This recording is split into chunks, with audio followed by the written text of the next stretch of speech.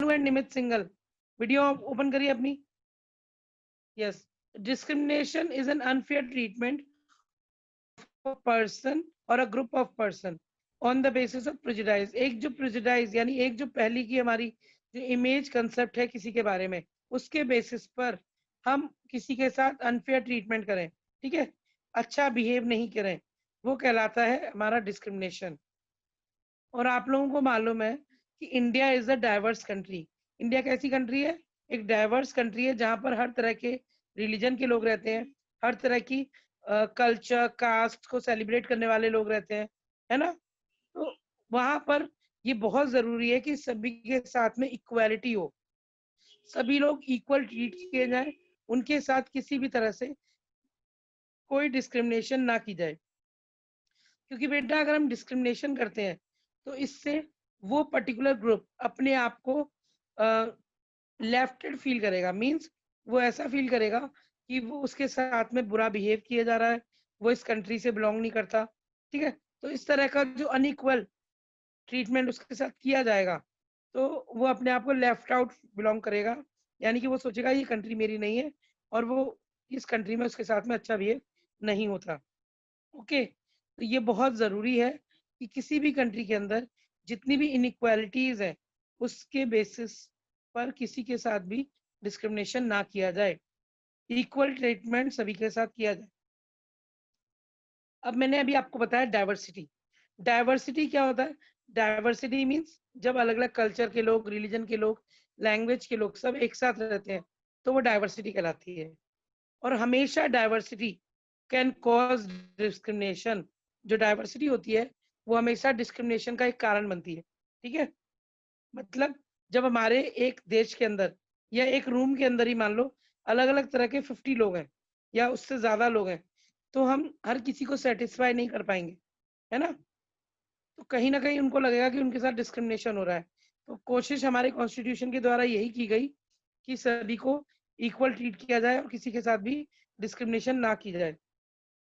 अब people belonging to a particular religion, speaking different languages and following particular religion may be considered inferior and discriminated against by other। ऐसा हो सकता है अक्सर कि जो लोग किसी एक पर्टिकुलर रिलीजन को फॉलो करते हैं, किसी एक पर्टिकुलर जगह पर रहते हैं, ठीक है, या फिर कोई एक पर्टिकुलर लैंग्वेज बोलते हैं, तो हमारे दिमाग में वो प्रिजुडाइज उनको लेकर पहले से हो या फिर स्टीरियोटाइप हो उनको लेकर, ठीक है, तो उसके बेसिस पर हम उन्हें डिस्क्रिमिनेट करें।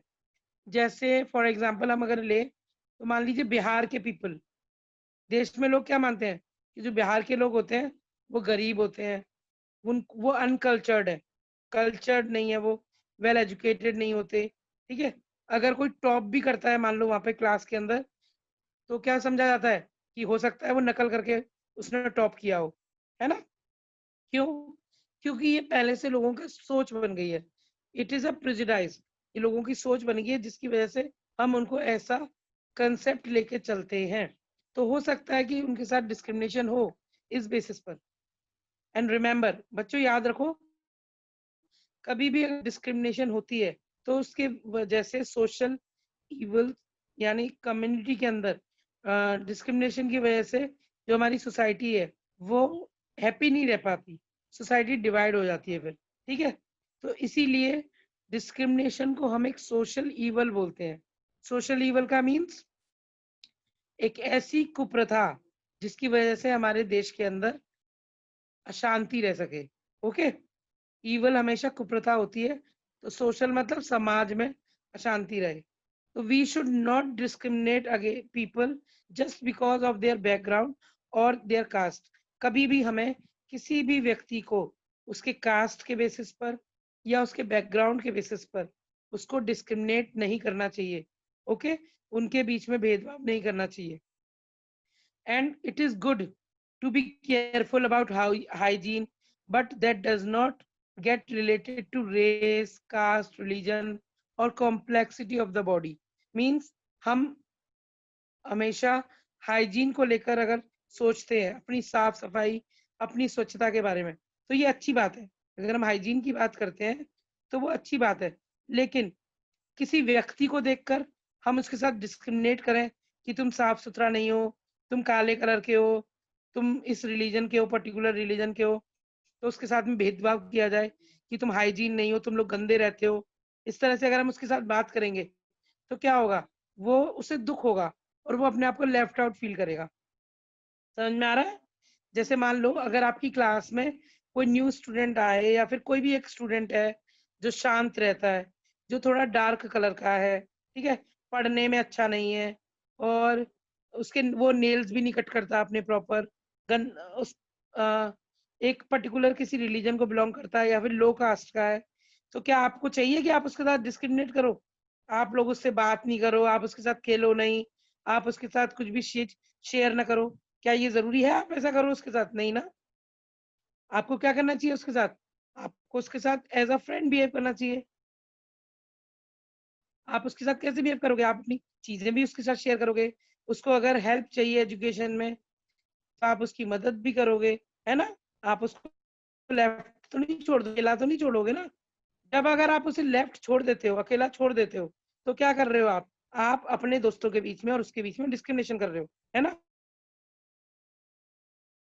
लेकिन अगर आप उसको अपना फ्रेंड बनाते हो, आप उसके साथ खेलते हो, अपना लंच शेयर कर रहे हो, आप उसके साथ अपनी थिंग्स शेयर कर रहे हो, तो आप क्या कर रहे हो? उसके साथ डिस्क्रिमिनेशन नहीं कर रहे हो। क्यों? क्योंकि वो सिर्फ़ काला है, इसीलिए उसके साथ डिस्क्रिमिनेशन करना गलत है ना? समझ में आया? तो सेम इसी तरह से जब हम अपनी कंट्री की बात करते हैं, तो कंट्री के अंदर बहुत सारे लोग रहते हैं। तो हमें उनको उनके कलर के कारण या उनकी रिलीजन के कारण हमें उनको डिस्क्रिमिनेट नहीं करना चाहिए या उनकी बॉडी के कलर के अकॉर्डिंग, काले या गोरे के अकॉर्डिंग हमें कभी डिस्क्रिमिनेट नहीं करना चाहिए। पुअर है या गरीब है, अमीर है, उसके अकॉर्डिंग हमें भी कभी भी डिस्क्रिमिनेट नहीं करना चाहिए। क्लियर? ओके। अब ये डिस्क्रिमिनेशन के लिए हमारी कंट्री क्या करती है या हमारी गवर्नमेंट ने क्या किया? देखिए, सबसे पहले जब हम इंडिपेंडेंट हुए तो कॉन्स्टिट्यूशन बनाया गया, है ना? कॉन्स्टिट्यूशन के अंदर हमारे नेशन ने हर किसी इंडिविजुअल को राइट दिया, राइट टू इक्वालिटी। ओके। और इस राइट टू इक्वालिटी के अंदर सबको ये हक मिला कि सभी इक्वल है, किसी को भी अनइक्वल ट्रीट ना किया जाए, सबको लॉ, एजुकेशन, गवर्नमेंट जॉब, सब में इक्वल पार्टिसिपेशन हो सबका, ठीक है? सबको इक्वालिटी मिले and every citizen to get equal opportunity to live, study, work, learn with respect and dignity. ये कॉन्स्टिट्यूशन के अंदर मेंशन है कि हर सिटीजन को ये राइट है कि वो पढ़े, सीखे, ठीक है? वो काम करे, वो पैसा कमाए और उसको अपनी लिविंग जीने का पूरा अधिकार है और वो भी रिस्पेक्ट के साथ, उसकी डिग्निटी के साथ। ऐसा नहीं है कि हम उसकी डिग्निटी, डिग्निटी मीन सम्मान, उसके सम्मान को हम किसी तरह से चोट पहुंचाएं या फिर हम उसको किसी भी तरह से डिसरिस्पेक्ट करें, हम उससे कोई ऐसा काम कराएं जिससे कि उसका आत्मसम्मान या उसका सेल्फ रिस्पेक्ट जो है उस पर चोट पहुंचे। समझ में आ रहा है? तो इसीलिए ये हमारे कॉन्स्टिट्यूशन में ऑलरेडी मेंशन्ड है। तो we should not discriminate any person according to his caste, religion. हर किसी को इक्वलिटी पाने का अधिकार है, हर किसी को लर्न करने का, रीड करने का, स्टडी करने का, वर्क करने का हक है, ठीक है? और वो भी रिस्पेक्ट और डिग्निटी के साथ। अब अगर हम हैं, we as a citizen are equal in the eyes of the law. हम लोग अगर कानून की बात करते हैं तो हम लोग भी लॉ के सामने बिल्कुल इक्वल है, ठीक है? जो अगर कोर्ट है, मयंक अपना कैमरा प्रॉपर करिए बेटा। अगर हम कोर्ट की बात करें तो कोर्ट कभी भी ये नहीं देखता कि कोई व्यक्ति अमीर है या गरीब है, ठीक है? उसके बेसिस पर उसको न्याय दे। अगर कोई अमीर है तो उसको जेल से माफ कर दे, उसको छोड़ दे, और अगर कोई गरीब है तो उसे जेल में डाल दे। ऐसा नहीं होता। कोर्ट कभी भी ये नहीं देखता, उसके बेसिस पर कभी भी कोर्ट अपना फैसला नहीं लेता, ठीक है? लॉ के आगे सभी बराबर है, चाहे कोई अमीर है चाहे गरीब है, सभी को कोर्ट में जाने का हक है, सभी को ये राइट है कि वो वकील कर सके, अपने केस को लड़ सके, ठीक है? अगर मान लो बेटा कोई गरीब होता है और उसके ऊपर कोई केस है और वो कोर्ट में केस लड़ना चाहता है, ठीक है? और उसको वकील नहीं मिलता है, तो कोर्ट उसको सरकारी वकील भी प्रोवाइड करता है, जो कि उसके बिहाफ पे लड़ता है। क्यों ऐसा होता है? क्योंकि हर किसी को राइट है, ठीक है? अगर वो नहीं है केपेबल, तो ये गवर्नमेंट कोर्ट की ज़िम्मेदारी होती है कि वो उसको वकील प्रोवाइड करे। कहने का मतलब ये है कि लॉ के सामने सभी व्यक्ति बराबर हैं। कोई चाहे कितना भी किसी भी कास्ट का हो, किसी भी रिलीजन का हो, चाहे अमीर है, चाहे गरीब है, okay? Every citizen also has the right to follow their religion and faith of his or her choosing. Second right जो हम लोगों को मिला है इक्वालिटी में, सॉरी, वो मिला हुआ है to follow the religion. Second right जो हमें मिला है, वो मिला है कि हम अपनी रिलीजन को फॉलो कर सकें, ठीक है? अपने फेथ, हमारी जो आस्था है जिसमें भी है, उसको हम फॉलो करें बिना किसी के फोर्स करे हुए, ठीक है? हम अपनी मर्जी से जो भी रिलीजन फॉलो करना चाहें, हम उस रिलीजन को फॉलो कर सकते हैं। हम जैसे भी उस रिलीजन को फॉलो करना चाहें, जो भी कल्चर सेलिब्रेट करना चाहें, हम उसे अपनी मर्जी से सेलिब्रेट कर सकते हैं। मान लीजिए हम लोग हिंदू धर्म में पैदा हुए हैं, ठीक है? लेकिन हमें क्रिश्चियन रिलीजन बहुत अच्छी लगती है। हमें मुस्लिम धर्म अच्छा लगता है। तो ये हमारा राइट है कि हम उसे फॉलो कर सकें। लेकिन कोई भी हमें फोर्स नहीं कर सकता उसे फॉलो करने के लिए। क्लियर? मतलब हम अपनी मर्जी से अगर ये चाहें कि हम चर्च में जाएं और हम प्रेयर्स करें, हम मस्जिद जाएं, हम नमाज पढ़ें और हम रोजे रखें, या फिर हम गुरुद्वारे जाएं और वहां प्रेयर करें, तो बेटा वी हैव दैट राइट, हमें ये राइट है, ओके? लेकिन अगर कोई हमें जबरदस्ती बोले कि तुम्हें प्रेयर्स करनी है, तुम्हें मस्जिद जाके नमाज पढ़नी है, तुम्हें रोजे रखने हैं, तुम्हें हमारा धर्म फॉलो करना है, नहीं, फोर्सफुली हमें कोई भी वो फॉलो नहीं करा सकता। हमें ये कॉन्स्टिट्यूशन में मिला हुआ है कि हम फ्री हैं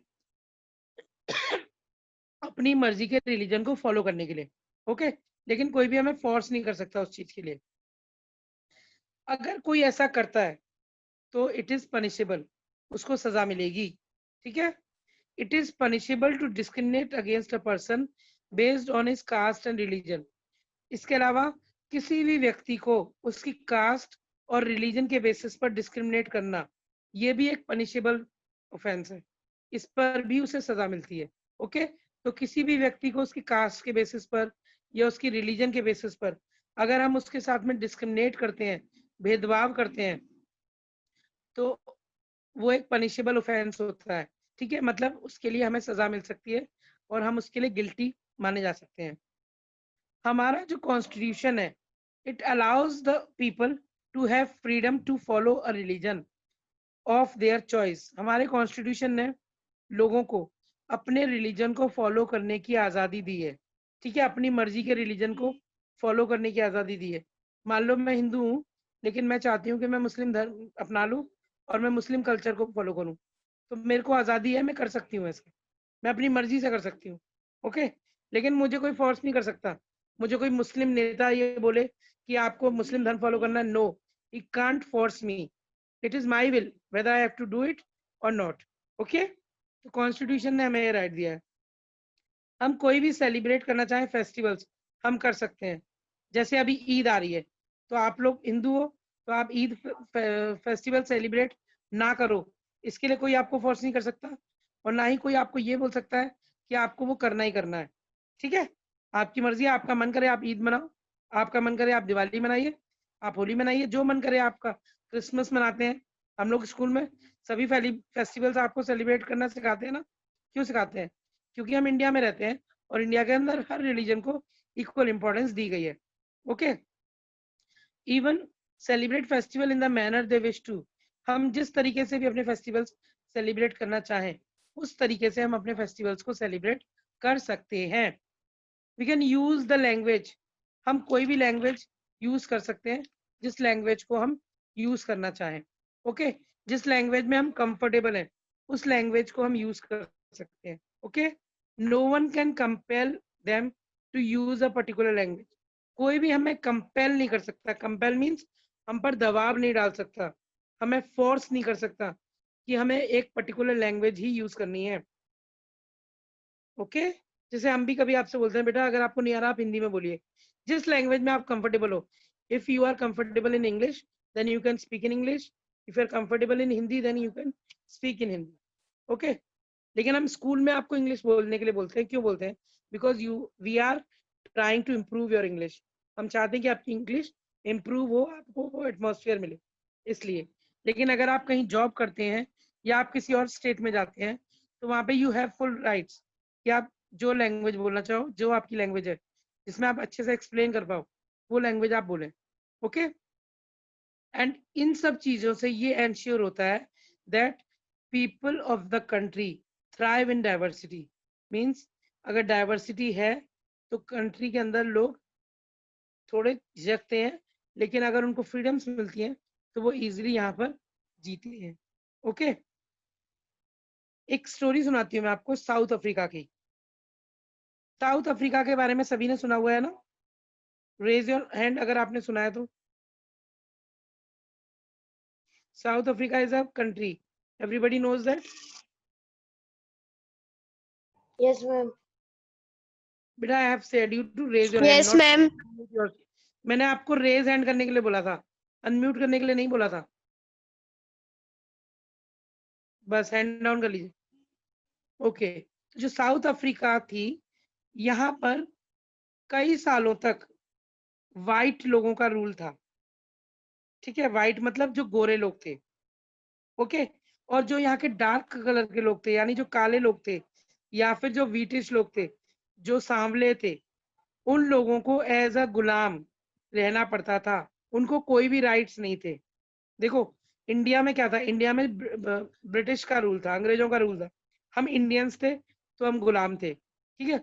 लेकिन साउथ अफ्रीका के अंदर जो वाइट पीपल थे उनका रूल रहा, और जो डार्क कलर के लोग थे उनका रूल नहीं था. उन लोगों को एज अ स्लेव रहना पड़ता था वहां पे. ठीक है. तो इस प्रैक्टिस को वहां पे बोला गया था एपरथाइड. एपरथाइड क्या होता है?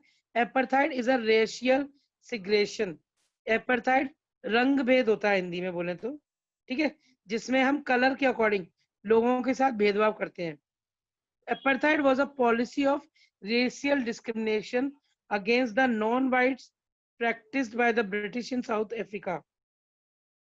जो अपार्थाइड था ये एक पॉलिसी थी रेशियल डिस्क्रिमिनेशन की, यानी कलर के अकॉर्डिंग लोगों को डिस्क्रिमिनेट करने की.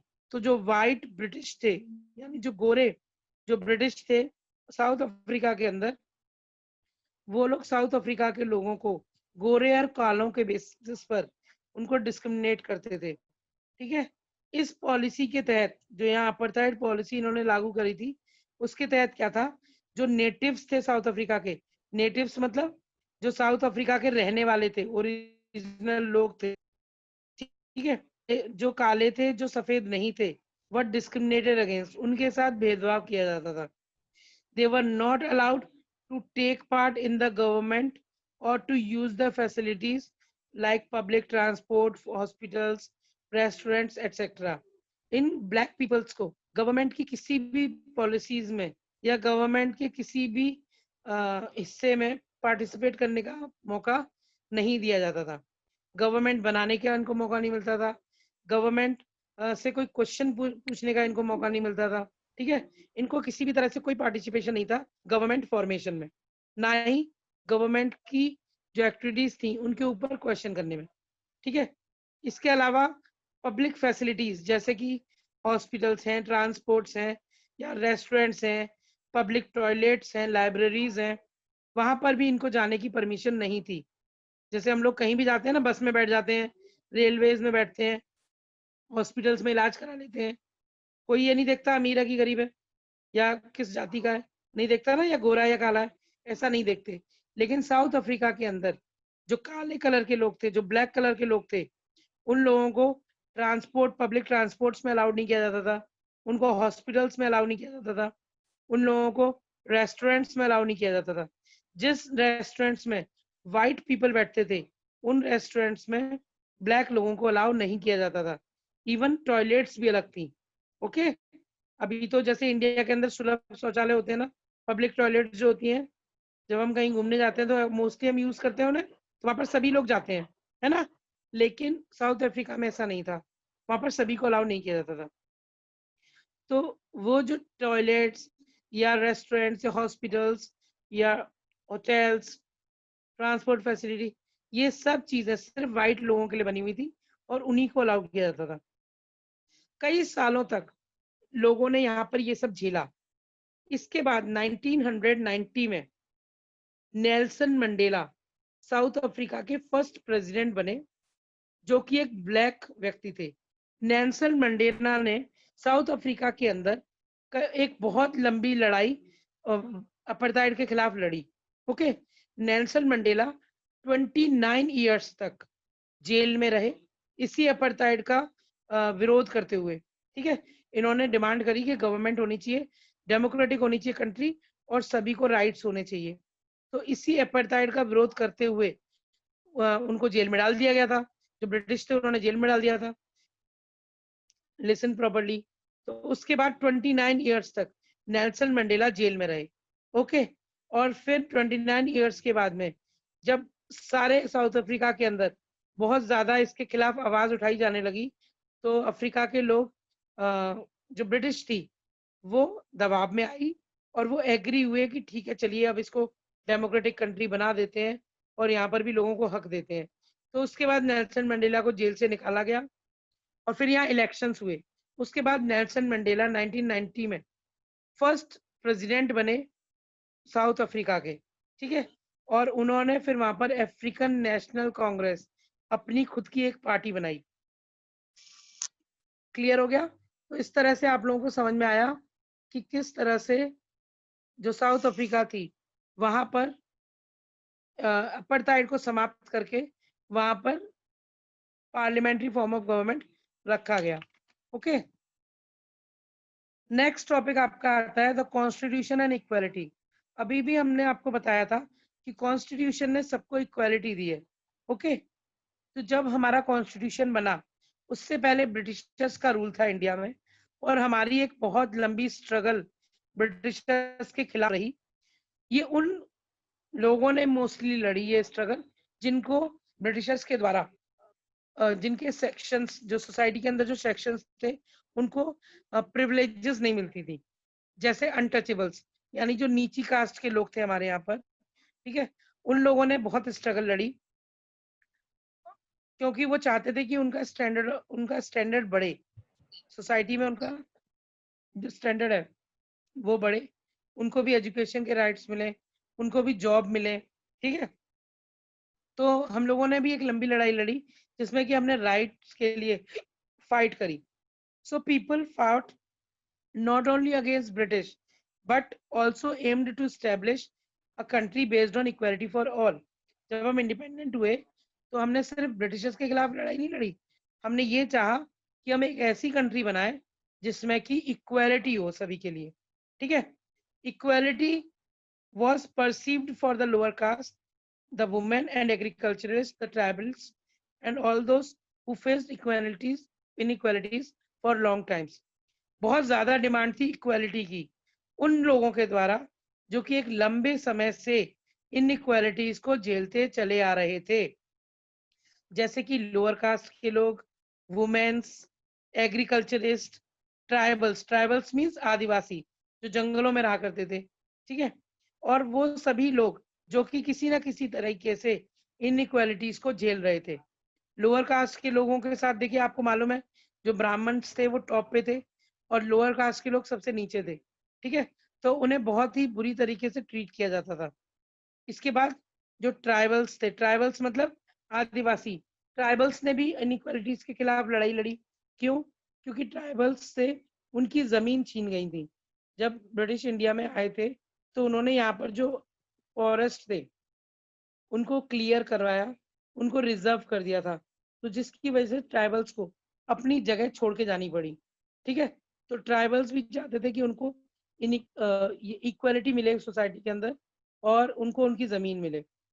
सेम इसी तरह से जो एग्रीकल्चरलिस्ट थे, जो खेती किया करते थे, उनकी जमीनें भी जमींदारों के पास हुआ करती थी। ठीक है, पैसे वाले लोगों के पास गिरवी रखी हुई थी, तो वो चाहते थे कि उनको भी एग्रीकल्चर करने का मौका मिले।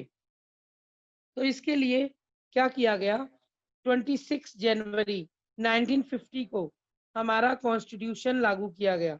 ओके, और जो कॉन्स्टिट्यूशन लागू किया गया उसको सभी चीजों को ध्यान में रख के बनाया गया था और उसके बाद उसे लागू किया गया। जो भी इनइक्वालिटीज इंडिया के अंदर एग्जिस्ट करती थी उन सभी को समाप्त करते हुए कॉन्स्टिट्यूशन बनाया गया। कॉन्स्टिट्यूशन के जो फ्रेमर्स थे, फ्रेमर्स मीन्स जिन्होंने कॉन्स्टिट्यूशन बनाया, वो बनाया mainly doctor B R Ambedkar.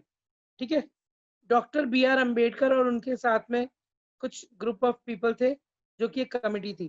ठीक है, तो डॉक्टर बी आर अम्बेडकर खुद दलित थे, दलित मीन्स लोअर कास्ट के। ठीक है, तो उन्होंने भी फाइट करी दलित्स के लिए, उन्होंने राइट्स ऑफ द दलित्स के लिए फाइट करी, यानी दलित्स को भी राइट्स मिलने चाहिए।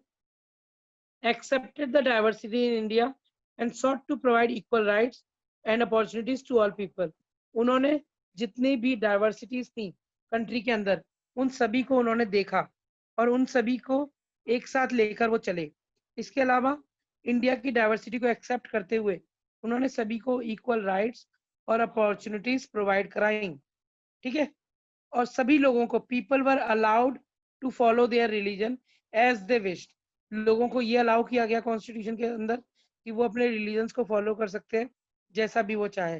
To practise their customs and festivals, वो लोग जैसे भी अपने कस्टम्स यानी रीति रिवाज, फेस्टिवल्स यानी अपने त्योहार को सेलिब्रेट करना चाहें वैसे वो सेलिब्रेट कर सकते हैं, वो फॉलो कर सकते हैं। इस तरह से इंडिया ने अडॉप्ट किया a secular look. Secular look में धर्मनिरपेक्ष, सेक्युलर को बेटा हिंदी में बोलते हैं धर्मनिरपेक्ष। ठीक है, तो इस तरह से इंडिया ने एक सेक्युलर लुक यानी कि धर्मनिरपेक्ष रुख अपनाया। एंड सेक्युलर का अंदर था, सेक्युलर का मीनिंग था all religions were equal before law, सारी रिलीजन्स इक्वल हैं लॉ के सामने। And it did not adopted any religion as a state religion, इन्होंने किसी भी रिलीजन को एक स्टेट रिलीजन के रूप में नहीं माना। Okay, in the social and economic Arena the constitution granted equal opportunities to all and laid down special sanctions for empowering the economically and social weaker section of the society named scheduled caste, scheduled tribes and backward classes। देखिए, जो social और economic arena था हमारा उस समय पर या अभी जो है, इसमें कॉन्स्टिट्यूशन ने सभी को इक्वल अपॉर्चुनिटीज प्रोवाइड करी और सभी को जो सोशली जो वीकर सेक्शन था यानी जो हमारी सोसाइटी के अंदर कमजोर सेक्शन था, ठीक है, जैसे कि शेड्यूल कास्ट, शेड्यूल ट्राइब्स या फिर दूसरे बैकवर्ड क्लासेस, उन सभी को उन्होंने स्पेशल सैंक्शंस दिए यानी स्पेशल राइट्स प्रोवाइड करे। ठीक है, अलग अलग जैसे अभी हम जॉब के लिए जब अप्लाई करते हैं तो general category, OBC category, SC category, ST category, इस तरह से रिजर्वेशंस होते हैं। ठीक है, तो जो लोग लोअर कास्ट के या दूसरे सेक्शन से बिलोंग करते थे सोसाइटी में, उन सभी को बकायदा इन सेक्शंस में रिजर्व किया गया ताकि कोई भी सेक्शन अनटच्ड ना रह जाए, कोई भी अपने आप को लेफ्ट आउट फील ना करे। ओके, हर किसी व्यक्ति को मौका मिल सके प्रॉपर इक्वल, तो इसीलिए उनके लिए सेक्शंस बनाए गए और उन सेक्शंस के तहत सभी को बराबर अपॉर्चुनिटीज प्रोवाइड कराई गई। और अनटचेबिलिटी वाज अबॉलिश्ड, जो अनटचेबिलिटी थी, अनटचेबिलिटी का मीन्स होता है छुआछूत। ओके, जाति के नाम पर किसी के साथ भेदभाव करना, तो अनटचेबिलिटी को पूरी तरह से समाप्त कर दिया गया। अगर कोई करते हुए पाया जाता है अनटचेबिलिटी, अगर प्रैक्टिस होती हुई पाई जाती थी तो उसके खिलाफ एक्शंस लिए जाएंगे और उसको पनिश किया जाएगा, क्योंकि वो क्या है, वो एक ऑफेंस है। ओके, पनिशेबल ऑफेंस है। And people were people were free to choose the kind of work they wanted to do and government jobs were open to all। लोगों को अलाउ किया गया कि वो जिस भी जॉब को अपनाना चाहें वो उस जॉब को अपना सकते हैं, कोई भी काम खोल सकते हैं। ठीक है, इसके अलावा गवर्नमेंट ने सभी लोगों को गवर्नमेंट जॉब्स के लिए अलाउ किया। जैसे अगर गवर्नमेंट जॉब निकलती है तो हर हर कोई भर सकता है ना, अप्लाई कर सकता है, सिर्फ उसके अंदर वो क्वालिटीज होनी चाहिए, उसके अंदर वो एजुकेशन क्वालिटीज होनी चाहिए, जो कि उस गवर्नमेंट जॉब के लिए जरूरी है, तो वो व्यक्ति उस पर्टिकुलर जॉब के लिए अप्लाई इजीली कर सकता है। ओके, यहाँ पर आपका ये चैप्टर खत्म होता है। पेज नंबर 129 के ऊपर आप लोग जो डायग्राम देख रहे हो, that is the preamble of India. ये आपका जो कॉन्स्टिट्यूशन जो लिखा गया है उसका फर्स्ट पेज है प्रियम्बल। ओके, इसके अंदर आप लोग देख सकते हो, इसमें बोला गया है we the people of India, means हम जो भारत के नागरिक हैं। यानी इसमें ये नहीं बोला गया है कि इंडिया जो कंट्री है, ऐसा नहीं, इसमें हम सबको संबोधित करते हुए बोला गया है। तो इसका मतलब ये है कि जो कॉन्स्टिट्यूशन बनाया अच्छा, वो किसने बनाया, वो इंडिया के लोगों ने बनाया। ओके, तो इसीलिए यहाँ पर बोला जा रहा है we the people of India having solely resolved to constitute India into sovereign socialist secular democratic republic। यानी बोला जा रहा है कि हमने अपनी कंट्री को, हम सब ने मिलकर अपनी कंट्री को सोवर्जिन सोशलिस्ट सेक्युलर डेमोक्रेटिक और रिपब्लिक बनाया है। ओके, एंड हम ये चाहते हैं कि सभी को यहाँ पर जस्टिस मिले, सोशल, इकोनॉमिक और पॉलिटिकल। ठीक है, इसके अलावा लिबर्टी ऑफ थॉट मींस सोचने की आजादी, एक्सप्रेशन एंड बिलीफ यानी लोगों को अपनी बात बोलने का और अपनी जो सोच है उसको फॉलो करने का हक मिलता है। बेटा you have to draw this preamble in your copy. इस प्रियम्बल को आप लोग अपनी कॉपी में ड्रॉ कर लीजिएगा। Okay, now there is some examples which are given on page number 187। See, देखिए सभी, इमेज, इमेज के अंदर देयर इज एक सिचुएशन दी गई है आपको जो हमें स्टीरियोटाइप और डिस्क्रिमिनेशन को दर्शाती है। Okay, people from South India are dark complex and दोस्त from North India are fair. एक इमेज लोगों के अंदर ये होती है, एक स्टीरियोटाइप ये बना हुआ है कि जो लोग साउथ इंडिया के होते हैं वो अक्सर काले होते हैं और थोड़े मोटे होते हैं। ठीक है, जबकि जो नॉर्थ इंडिया के होते हैं या जो पहाड़ों की तरफ रहते हैं वो लोग कैसे होते हैं, गोरे होते हैं। तो ये एक इमेज लोगों ने अपने दिमाग में, एक स्टीरियोटाइप लोगों ने बना रखा है। ठीक है, जबकि इसका रीजन क्या है एक्चुअली में, इसका रीजन ये है कि साउथ इंडिया का जो पार्ट है वो इक्वेटर के ज्यादा पास होता है, इसीलिए वहां पर सनलाइट और हीट पड़ती है। ठीक है, तो जिसकी वजह से केमिकल्स की वजह से वहां पर जो स्किन है उनकी वो डार्क हो जाती है। ठीक है, which makes the skin dark, जो केमिकल्स है उसकी वजह से इनकी स्किन डार्क हो जाती है, but it protects them from the